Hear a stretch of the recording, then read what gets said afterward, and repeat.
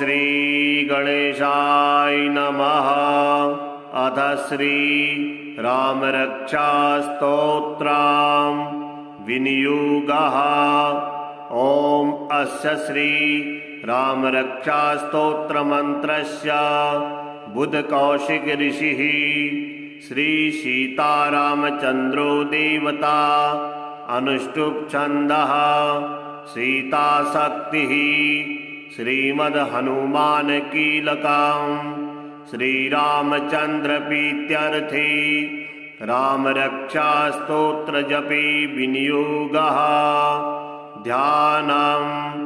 ध्यायेदाजानुबाहुं धृतशरधनुषं बद्धपद्मासनस्थं पीतं वासुवसानं नवकमलदलस्पर्धिनेत्रं प्रसन्नं वामाङ्कारूढसीतामुखकमलमिल्लोचनं नीरदाभं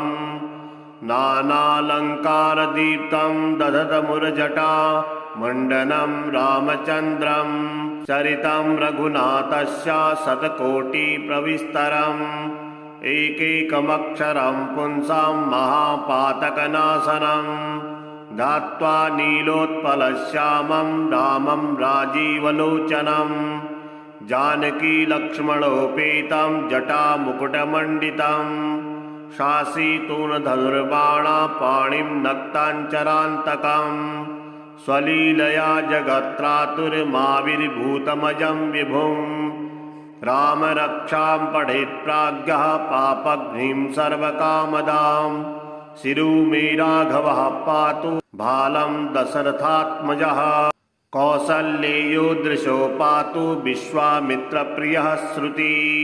घ्राणं पादमखत्राता मुखं सौमित्रिवत्सलः जिह्वां विद्यानिधिः पातु कंठं भरतवन्दितः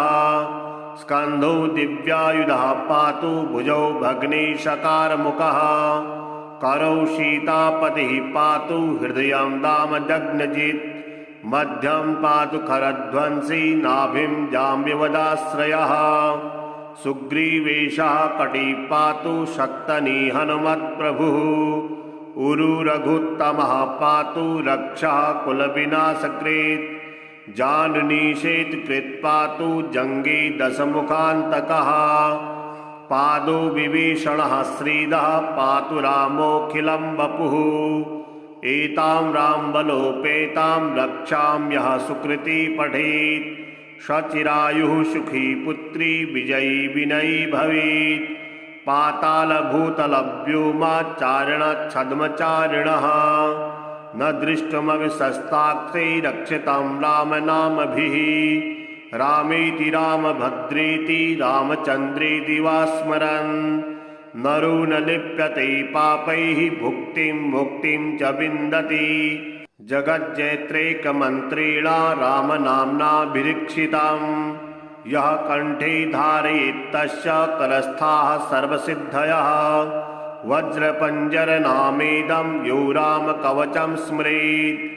अव्याहताज्ञः सर्वत्र लभते जयमङ्गलम् आदिष्टवान् यथा स्वप्ने रामरक्षामिमां हरः तथा लिखितवान् प्रातः प्रबुद्धो बुधकौशिकः आरामः कलवीक्षाणां विरामः सकलापदाम् अविरामस्त्रिलोकानां रामः श्रीमान् सनः प्रभुः तरुणो रूपसम्पन्नो सुकुमारो महाबलौ पुण्डरीकविशालाक्षो चिरकृष्णाजिनाम्बरौ फलमूलासिनौ दान्तो तापसो ब्रह्मचारिणौ पुत्रो दशरथश्चेतौ भ्रातरौ रामलक्ष्मणौ शरण्यौ सर्वसत्त्वानां श्रेष्ठौ शरधनुष्मतां रक्षाकुलनिहन्तारौ त्रायितां नो रघुत्तमौ आत्मसज्जधनुषा विशिस्पृशा वक्षया शुङ्गनिशङ्गसङ्गिनौ रक्षणाय मम रामलक्ष्मणा वग्रतः पथि सदैव गच्छतां सन्नद्धः कवची खड्गी चापबाणधरो युवा गच्छन् मनोरथान्नक्ष्मान् रामः पातु स लक्ष्मणः रामो दाशरथिः शूरो लक्ष्मणानुचरो बलिः काकुत्सः पुरुषः पूर्णा कौसल्येयो रघुत्तमः वेदान्तवेद्यो यज्ञेशः पुराणपुरुषोत्तमः जानकी वल्लभः श्रीमान् अप्रमेयपराक्रमः इत्येतानि जपे नित्यं मद्भक्तः श्रद्धयान्वितः अश्वमेधादिकं पुण्यं सम्प्राप्नोति निसंशयः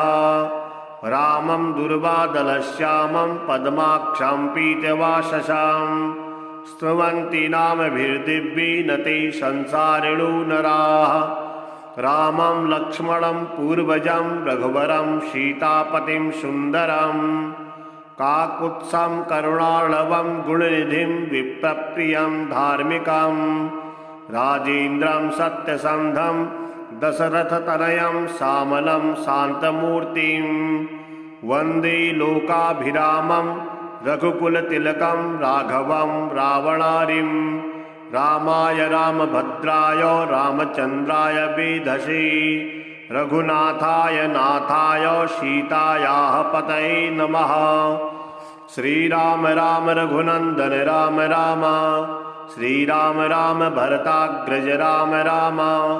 श्रीराम राम रणकर्कश राम राम श्रीराम राम शरणं भव राम राम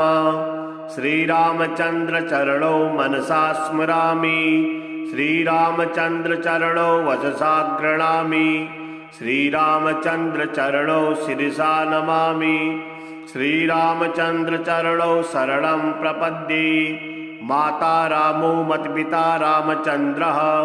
स्वामी रामो मत्सखा रामचन्द्रः सर्वस्वं मे रामचन्द्रो दयालुर्नान्यं जाने नैव जाने न जाने दक्षिणे लक्ष्मणो यस्य वामे तु जनकात्मजा पुरतोर्मारुतिर्यस्य तं वन्दे रघुनन्दनं लोकाभिरामं रणरङ्गधीरं राजीवनेत्रं रघुवंशनाथं कारुण्यरूपं करुणाकरन्तं श्रीरामचन्द्रं शरणं प्रपद्ये मनोजवं मारुततुल्यवेगं जितेन्द्रियं बुद्धिमतां वरिष्ठं वातात्मजं वानरयूथमुख्यं श्रीरामदूतं शरणं प्रपद्ये कूजन्तं राम रामेति मधुरं मधुराक्षसम् आरुह्य कविताशाखां वन्दे वाल्मीकोकिलम् आवदामपहर्तारं दातारं सर्वसम्पदां लोकाभिरामं श्रीरामं भूयो भूयो नमाम्यहम् भर्जनं भवबीजानाम् अर्जनं सुखसम्पदां तर्जनं यमदूतानां राम रामेति गर्जनम् रामो राजमणिः सदा विजयते रामं रमेशं भजे रामेणाव्यहता निशाचरचमो रामाय तस्मै नमः रामानास्ति परायणं परतरं रामस्य दासोऽस्म्यहम् रामे चित्तलयः सदा भवतु मे भो राम मामुद्धर राम रामेति रमे रामे मनोरमे सहस्रनाम तत्तुल्यं राम नाम वरानने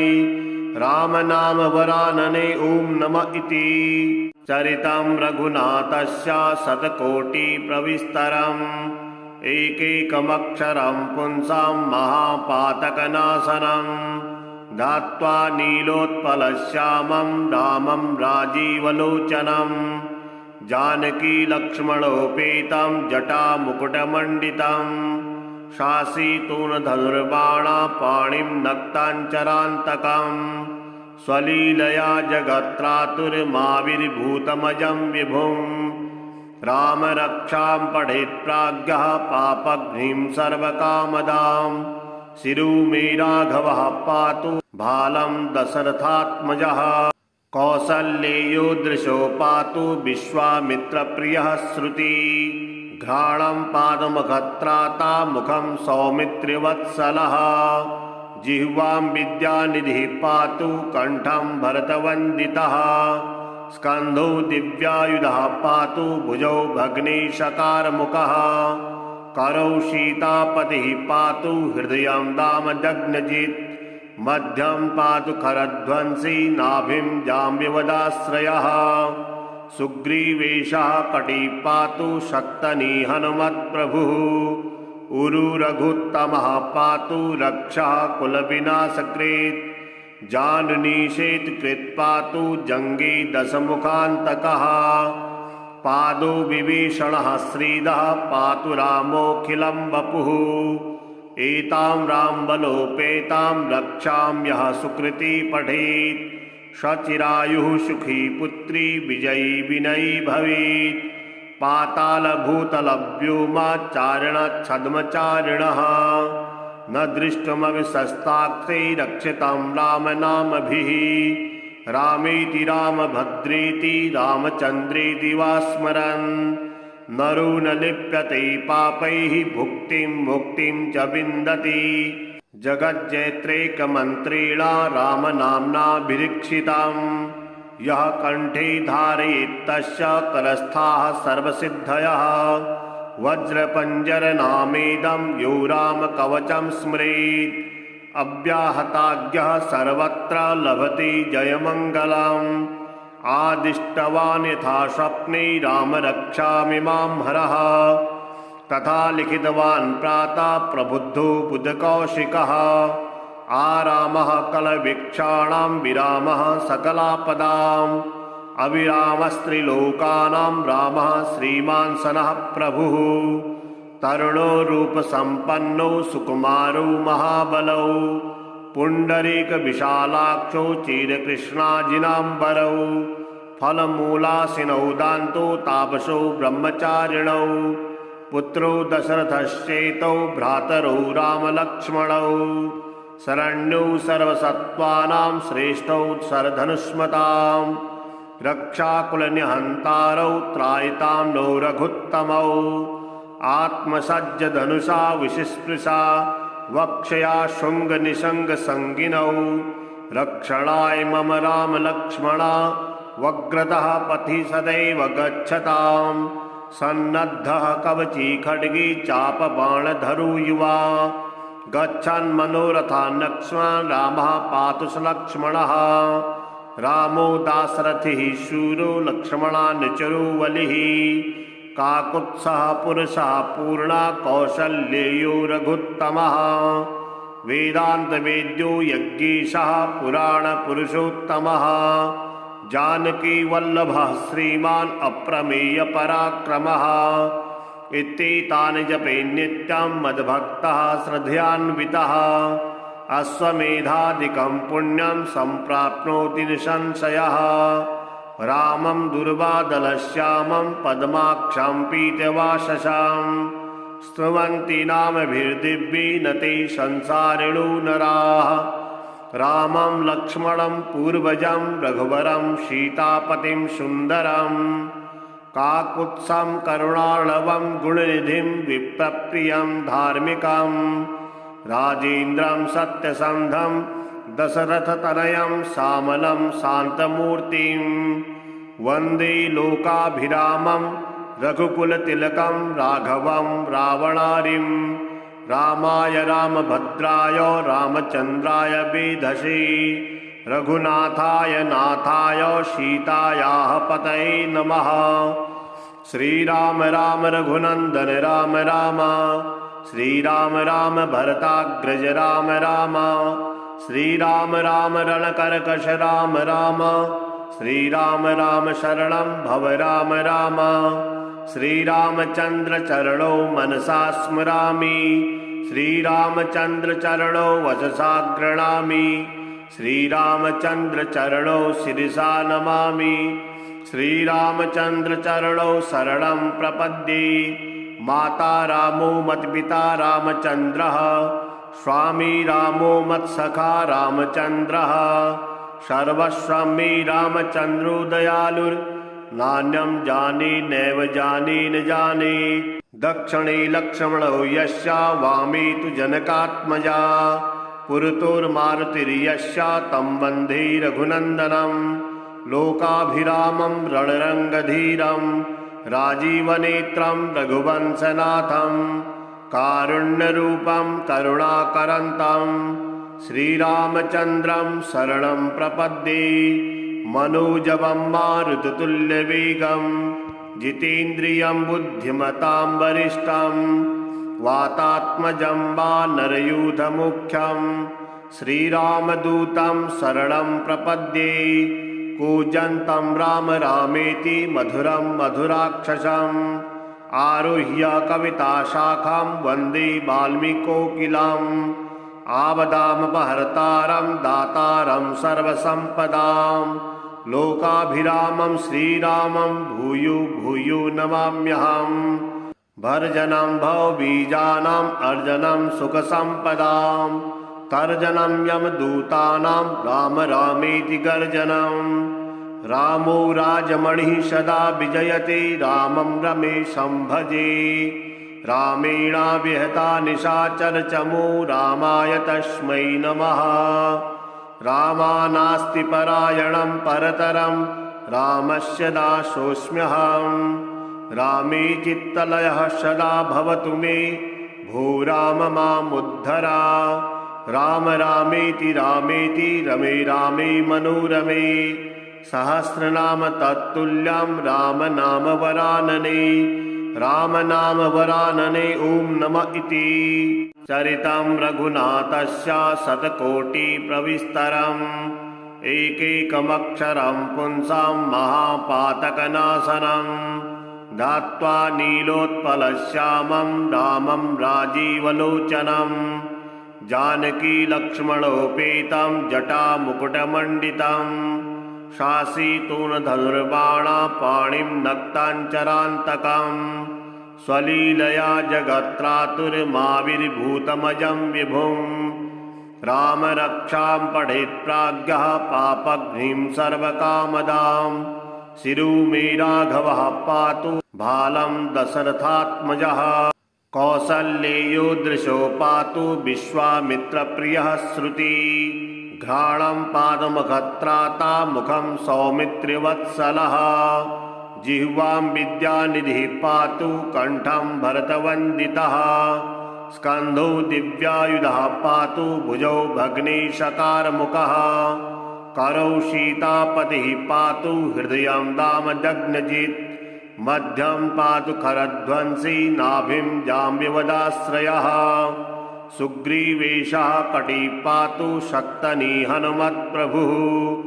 उरुरघुत्तमः पातु रक्षः कुलविनाशकृत् जानुनीशेत्कृत् पातु जङ्गे दशमुखान्तकः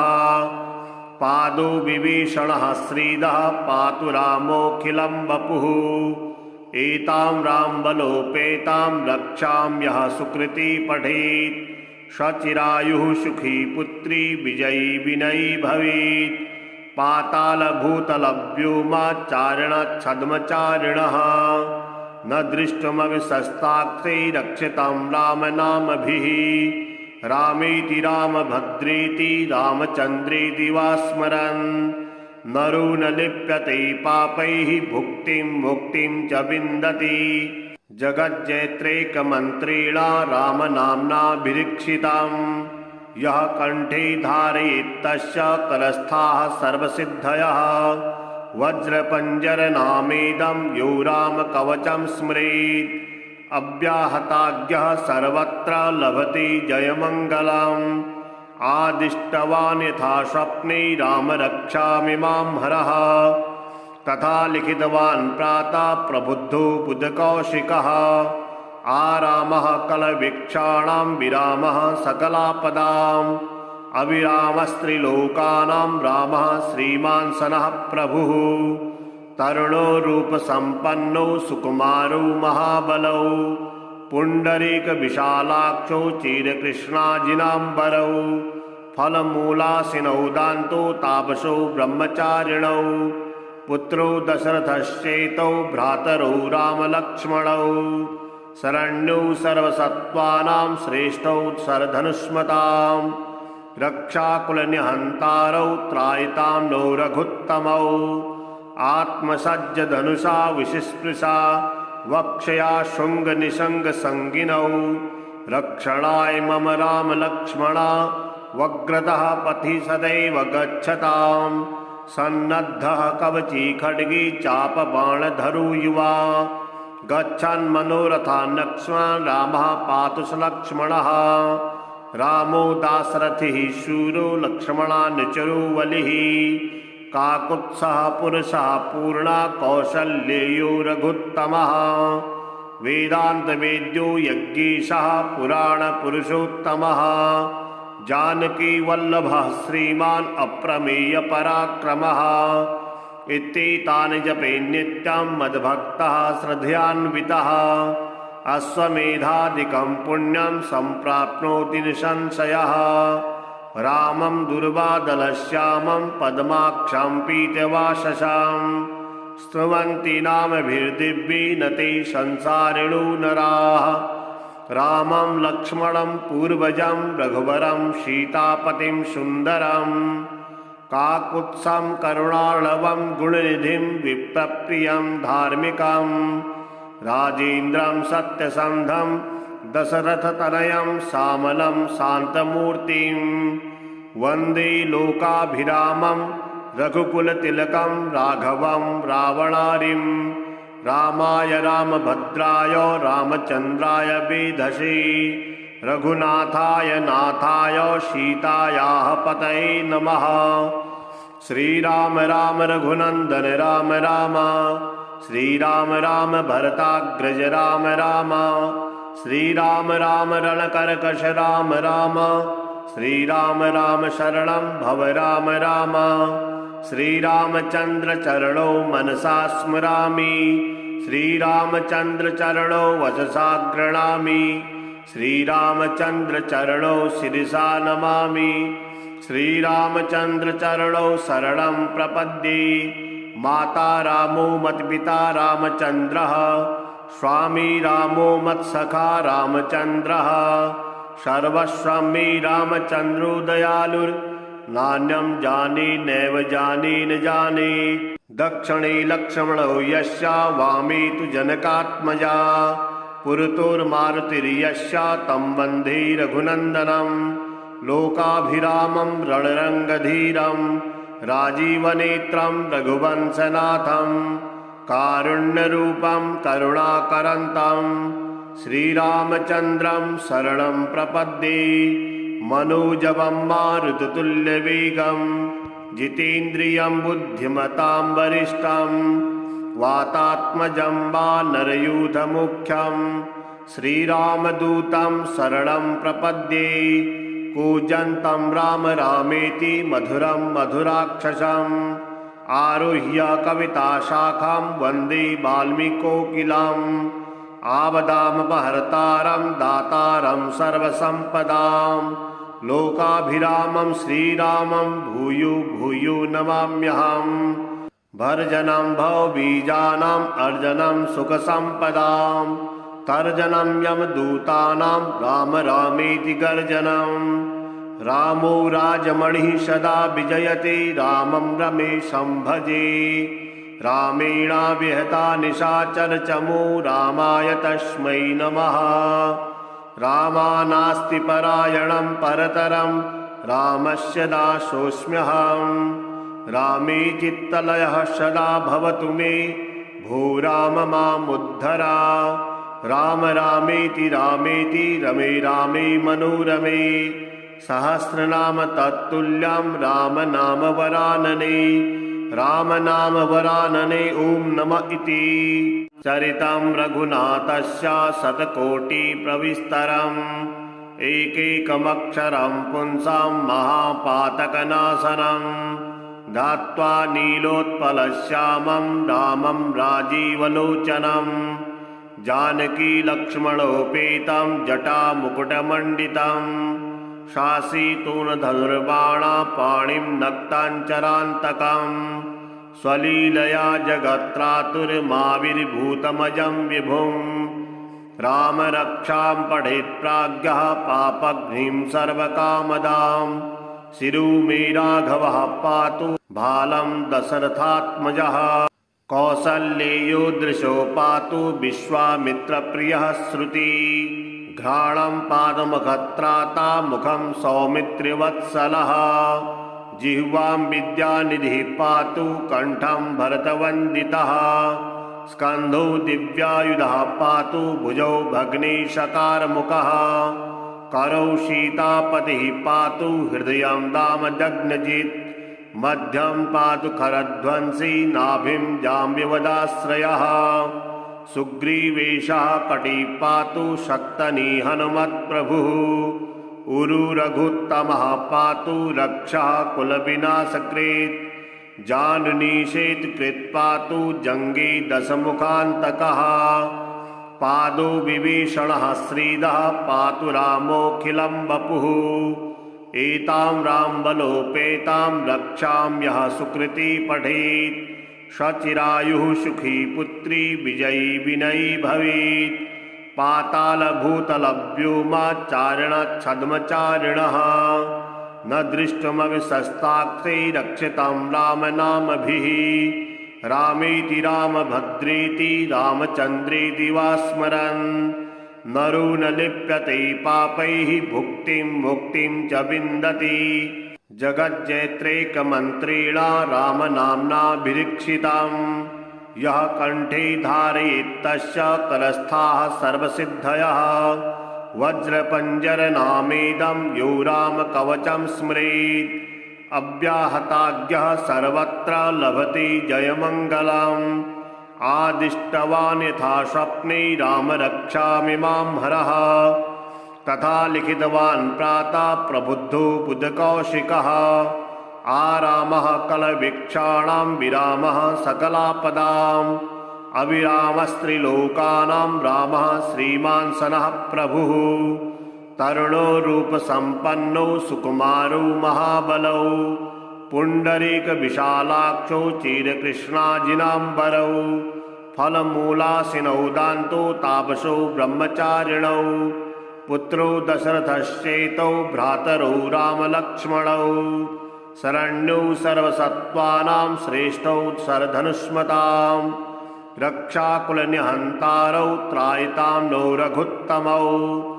आत्मसज्जधनुषा विशिस्पृशा वक्षया शृङ्गनिषङ्गसङ्गिनौ रक्षणाय मम रामलक्ष्मणा वग्रतः पथि सदैव गच्छतां सन्नद्धः कवची खड्गी चापबाणधरो युवा गच्छन् मनोरथान्नक्ष्मान् रामः पातु स लक्ष्मणः रामो दाशरथिः शूरो लक्ष्मणानुचरो बलिः काकुत्सः पुरुषः पूर्णा कौसल्येयो रघुत्तमः वेदान्तवेद्यो यज्ञेशः पुराणपुरुषोत्तमः जानकीवल्लभः श्रीमान् अप्रमेयपराक्रमः इत्येतानि जपे नित्यं मद्भक्तः श्रद्धयान्वितः अश्वमेधादिकं पुण्यं सम्प्राप्नोति निसंशयः रामं दुर्वादलश्यामं पद्माक्षं पीतवाससां स्तुवन्ति नामभिर्दिव्येन ते संसारिणो नराः रामं लक्ष्मणं पूर्वजं रघुवरं सीतापतिं सुन्दरं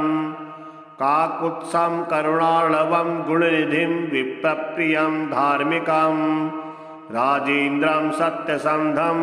दशरथतनयं श्यामलं शान्तमूर्तिं वन्दे लोकाभिरामं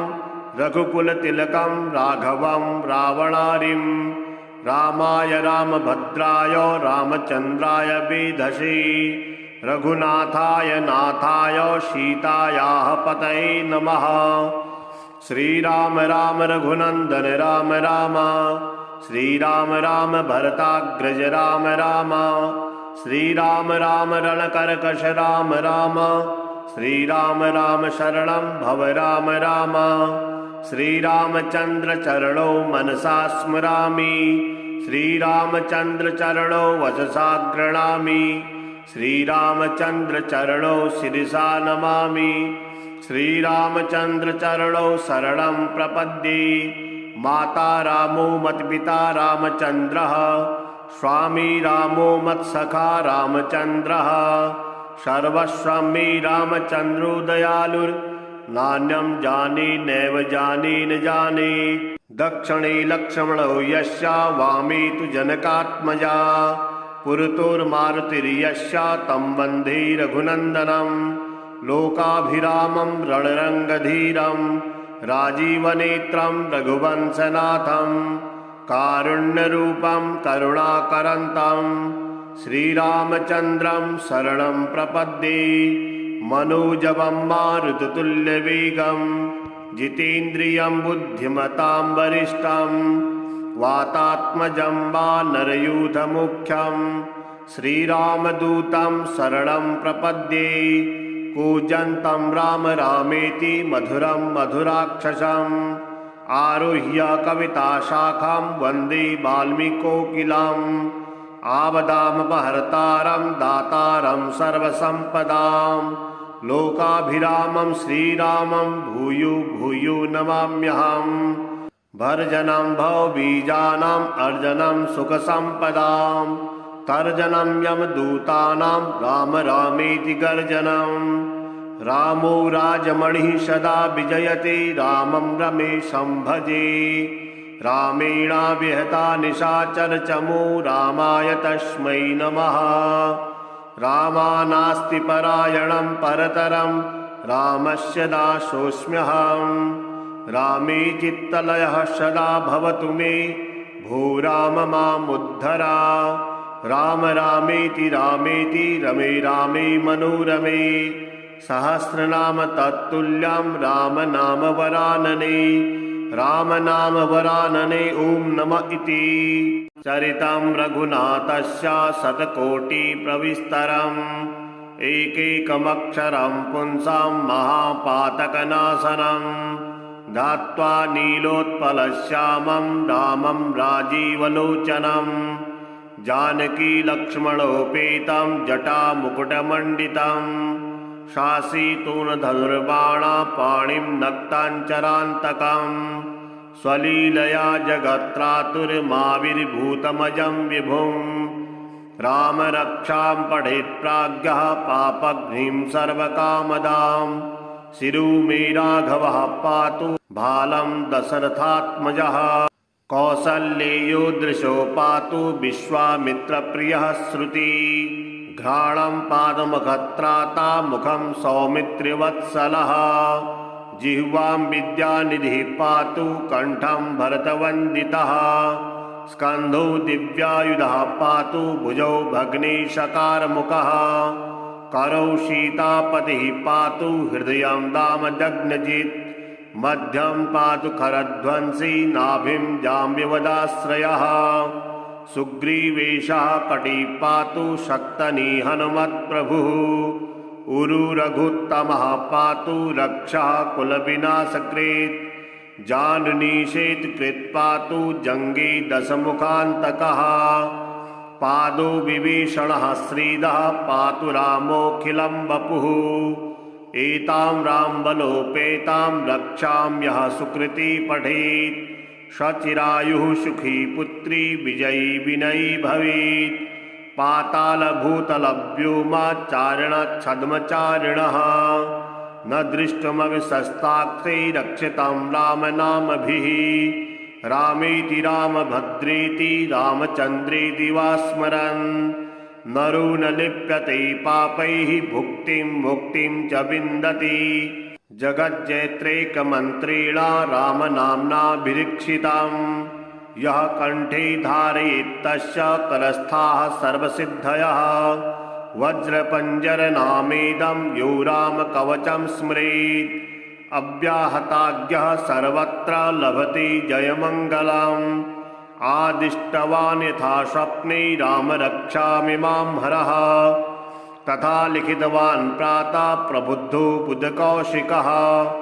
आरामः कलवीक्षाणां विरामः सकलापदाम् अविरामस्त्रिलोकानां रामः श्रीमान् सनः प्रभुः तरुणो रूपसम्पन्नो सुकुमारो महाबलौ पुण्डरीकविशालाक्षो चिरकृष्णाजिनाम्बरौ फलमूलासिनौ दान्तो तापसो ब्रह्मचारिणौ पुत्रो दशरथश्चेतौ भ्रातरौ रामलक्ष्मणौ शरण्यौ सर्वसत्त्वानां श्रेष्ठौ शरधनुष्मताम् रक्षाकुलनिहन्तारौ त्रायितां नो रघुत्तमौ आत्मसज्जधनुषा विशिस्पृशा वक्षया शृङ्गनिषङ्गसङ्गिनौ रक्षणाय मम राम लक्ष्मणा वग्रतः पथि सदैव गच्छताम् सन्नद्धः कवची खड्गी चापबाणधरो युवा गच्छन् मनोरथान् लक्ष्मणान् रामः पातु स लक्ष्मणः रामो दाशरथिः शूरो लक्ष्मणानुचरो बलिः काकुत्स्थः पुरुषः पूर्णा कौसल्येयो रघुत्तमः वेदान्तवेद्यो यज्ञेशः पुराणपुरुषोत्तमः जानकीवल्लभः श्रीमान् अप्रमेयपराक्रमः इत्येतानि जपे नित्यं मद्भक्तः श्रद्धयान्वितः अश्वमेधादिकं पुण्यं सम्प्राप्नोति निसंशयः रामं दुर्वादलश्यामं पद्माक्षं पीतवाससां स्तुवन्ति नामभिर्दिव्येन ते संसारिणो नराः रामं लक्ष्मणं पूर्वजं रघुवरं सीतापतिं सुन्दरं काकुत्स्थं करुणार्णवं गुणनिधिं विप्रप्रियं धार्मिकं राजेन्द्रं सत्यसन्धं दशरथतनयं श्यामलं शान्तमूर्तिं वन्दे लोकाभिरामं रघुकुलतिलकं राघवं रावणारिं रामाय रामभद्राय रामचन्द्राय वेधसे रघुनाथाय नाथाय सीतायाः पतये नमः श्रीराम राम रघुनन्दन राम राम श्रीराम राम भरताग्रज राम राम श्रीराम राम रणकर्कश राम राम श्रीराम राम शरणं भव राम राम श्रीरामचन्द्र चरणौ मनसा स्मरामि श्रीरामचन्द्र चरणौ वचसा गृह्णामि श्रीरामचन्द्र चरणौ शिरसा नमामि श्रीरामचन्द्र चरणौ शरणं प्रपद्ये माता रामो मत्पिता रामचन्द्रः स्वामी रामो मत्सखा रामचन्द्रः सर्वस्वं मे रामचन्द्रो दयालुर्नान्यं जाने नैव जाने न जाने दक्षिणे लक्ष्मणो यस्य वामे तु जनकात्मजा पुरतोर्मारुतिर्यस्य तं वन्दे रघुनन्दनं लोकाभिरामं रणरङ्गधीरं राजीवनेत्रं रघुवंशनाथं कारुण्यरूपं करुणाकरन्तं श्रीरामचन्द्रं शरणं प्रपद्ये मनोजवं मारुततुल्यवेगं जितेन्द्रियं बुद्धिमतां वरिष्ठं वातात्मजं वानरयूथमुख्यं श्रीरामदूतं शरणं प्रपद्ये कूजन्तं राम रामेति मधुरं मधुराक्षसम्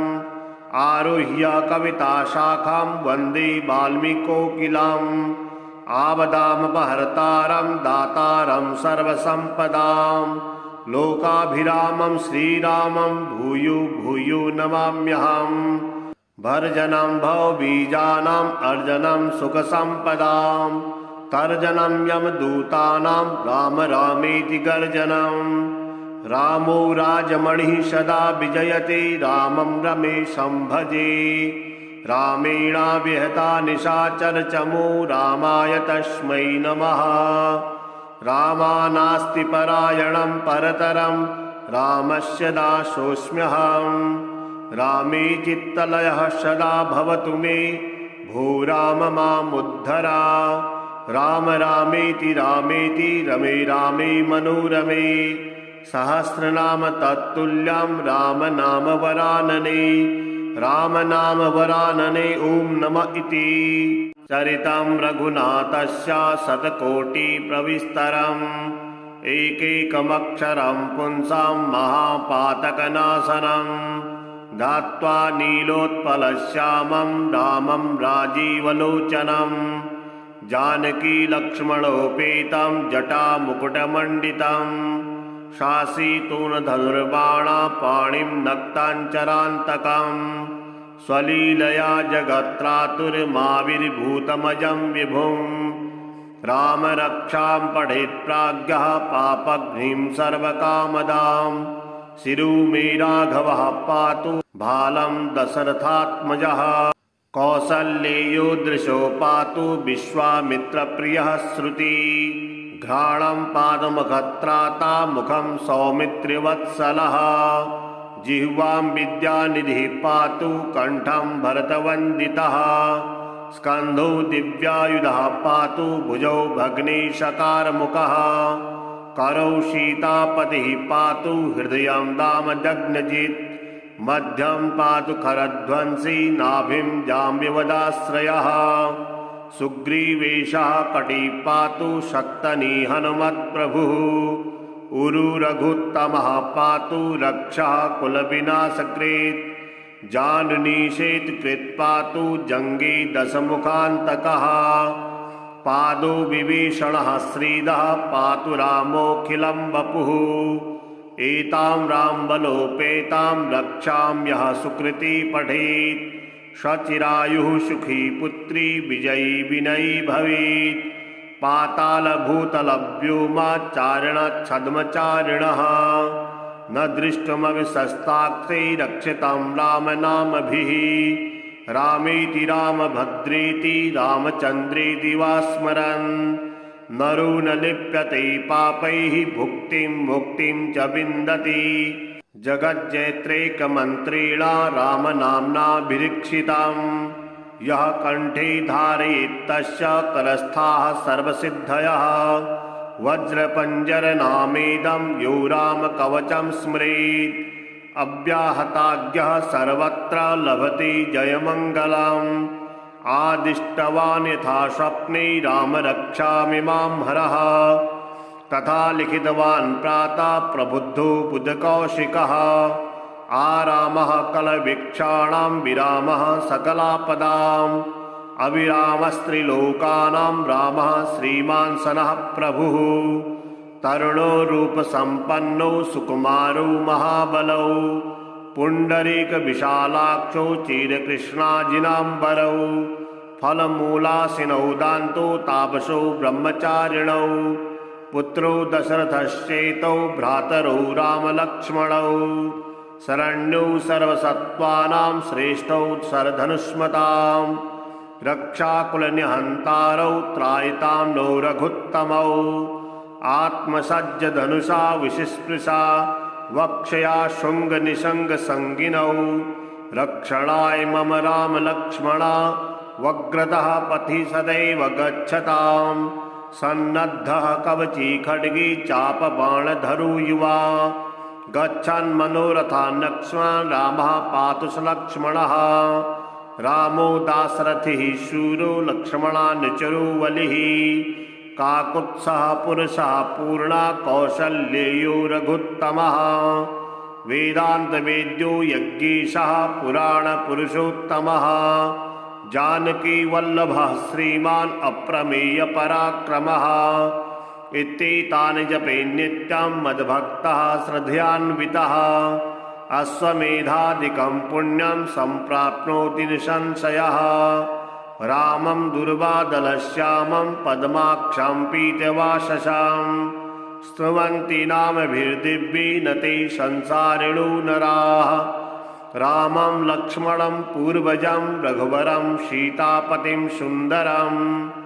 काकुत्सं करुणार्णवं गुणनिधिं विप्रप्रियं धार्मिकं राजेन्द्रं सत्यसन्धं दशरथतनयं श्यामलं शान्तमूर्तिं वन्दे लोकाभिरामं रघुकुलतिलकं राघवं रावणारिं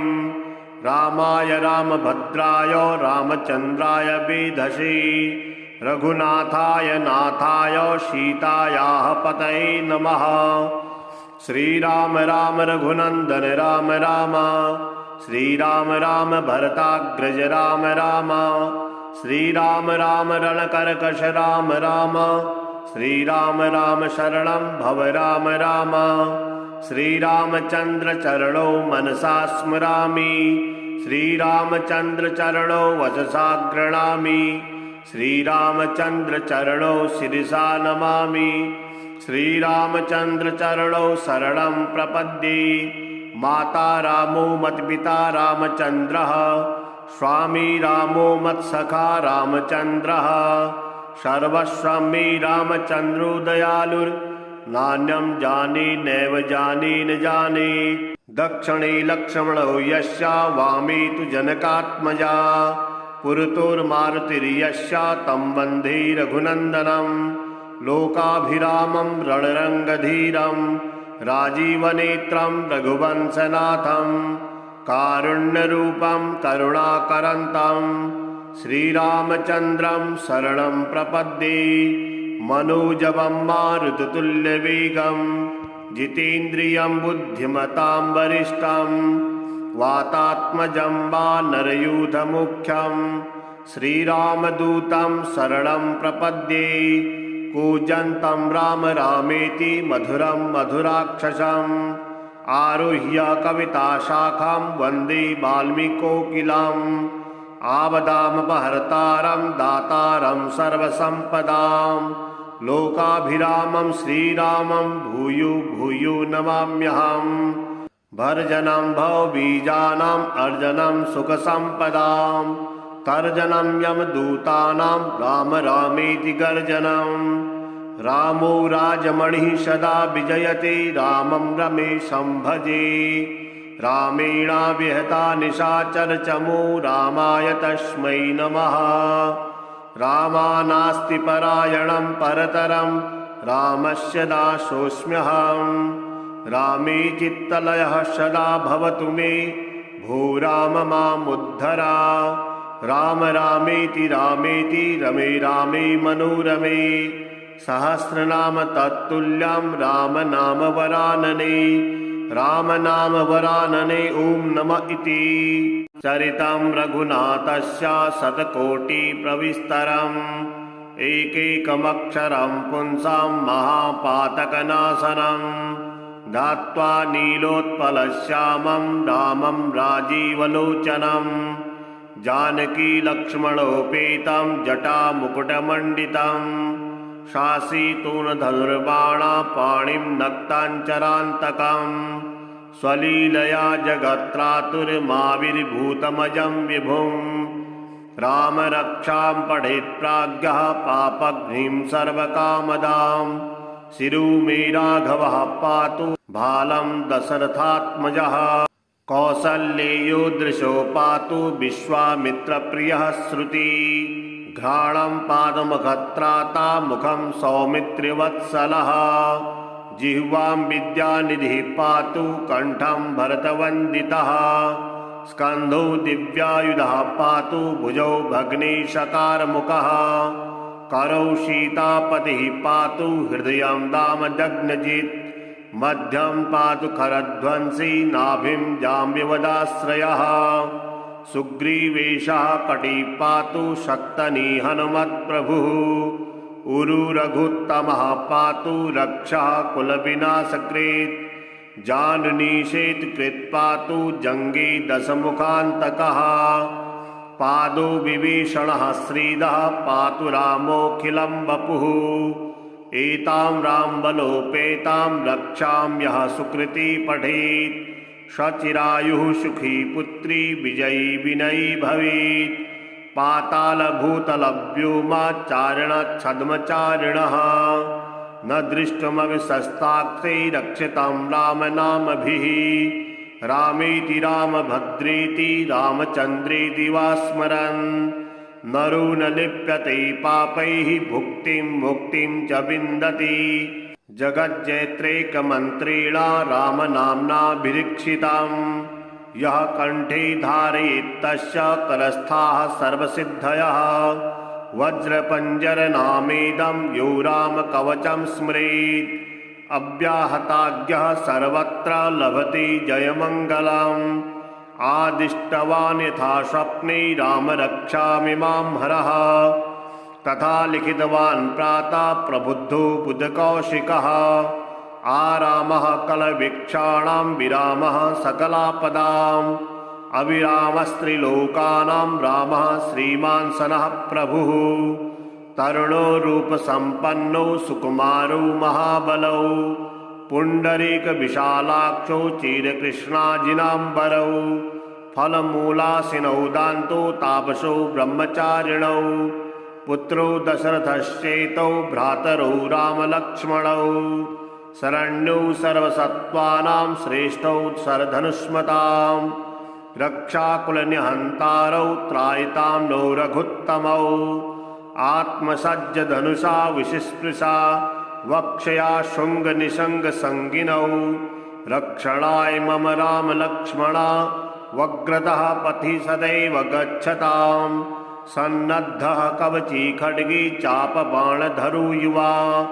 गच्छन् मनोरथान् लक्ष्मण रामः पातु स लक्ष्मणः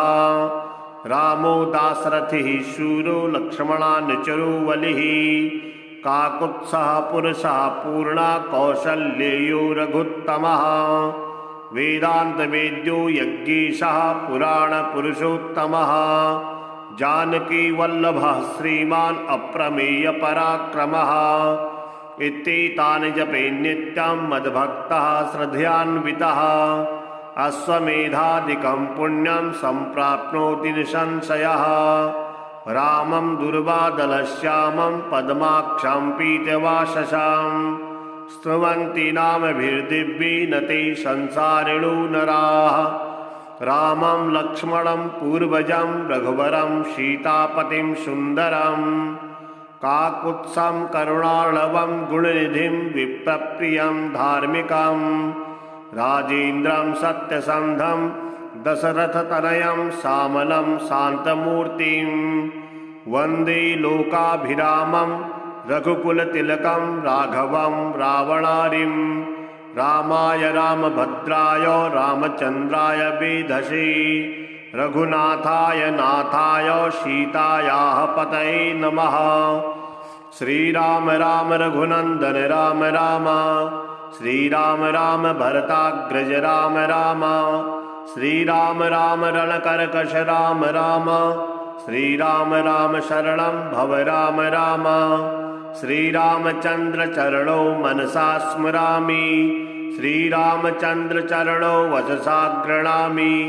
श्रीरामचन्द्र चरणौ शिरसा नमामि श्रीरामचन्द्र चरणौ शरणं प्रपद्ये माता रामो मत्पिता रामचन्द्रः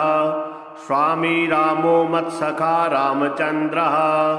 सर्वस्वं मे रामचन्द्रो दयालुर्नान्यं जाने नैव जाने न जाने दक्षिणे लक्ष्मणो यस्य वामे तु जनकात्मजा पुरतोर्मारुतिर्यस्य तं वन्दे रघुनन्दनं लोकाभिरामं रणरङ्गधीरं राजीवनेत्रं रघुवंशनाथं कारुण्यरूपं करुणाकरन्तं श्रीरामचन्द्रं शरणं प्रपद्ये मनोजवं मारुततुल्यवेगं जितेन्द्रियं बुद्धिमतां वरिष्ठं वातात्मजं वानरयूथमुख्यं श्रीरामदूतं शरणं प्रपद्ये कूजन्तं राम रामेति मधुरं मधुराक्षसम् आरुह्य कविताशाखां वन्दे वाल्मीकोकिलम् आवदामपहर्तारं दातारं सर्वसम्पदां लोकाभिरामं श्रीरामं भूयो भूयो नमाम्यहम् भर्जनं भवबीजानाम् अर्जनं सुखसम्पदां तर्जनं यमदूतानां राम रामेति गर्जनम् रामो राजमणिः सदा विजयते रामं रमेशं भजे रामेणाविहता निशाचरचमो रामाय तस्मै नमः रामानास्ति परायणं परतरं रामस्य दासोऽस्म्यहम् रामे चित्तलयः सदा भवतु मे भो राम मामुद्धरा राम रामेति रामेति रमे रामे मनोरमे सहस्रनाम तत्तुल्यं राम नाम वरानने राम नाम वरानने ओम नमः इति।